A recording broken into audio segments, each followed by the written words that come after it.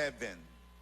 Magandang pag-aralan ng langit. Kasi lagi natin sinabing, pupunta tayo sa langit, pupunta tayo sa langit. Yung iba parang bored na pupunta sila sa langit. Ano gagawin natin doon? Worship? Wala bang ano doon? Wala bang inasal doon?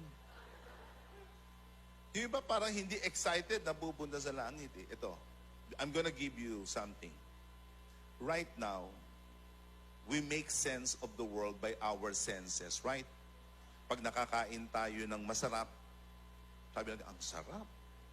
Uy, ang ganda. Okay?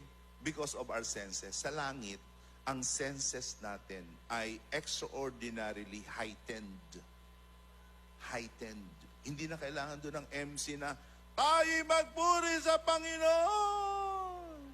Hindi na. Kahit walang MC doon, ang gagawin natin doon, magpuri na magpuri. bawat elemento ng langit, ang buong katawan mo, walang patay sa katawan mo, walang kulang na bitamina, walang kulang sa pangdama. Doon, for lack of word, ang buong katauhan natin sa langit ay gising na gising na gising na gising. Maluwalhati eh. Maluwalhati. Dito sa lupa, praise God. Mukhang malakas ka ngayon, Brad ah. Ay, oo.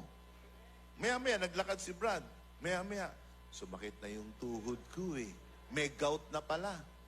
Ganyan ang buhay natin dito sa lupa. Ha? Hindi tayo sakdal. May bahagi lagi na bigo.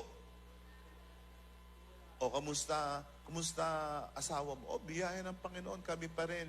After 50 years, oh, praise God. Eh, yung mga anak mo, eh, wala. Yung isang anak ko, eh. Palipandas yun, eh. May mga kabiguan tayo. Ang relasyon natin, bigo. May sakit tayo. O, kumusta ka na? Eto, kahit irap na irap. Sa langit, perpekto, lahat. Lahat doon. Mayaman, malakas tayo.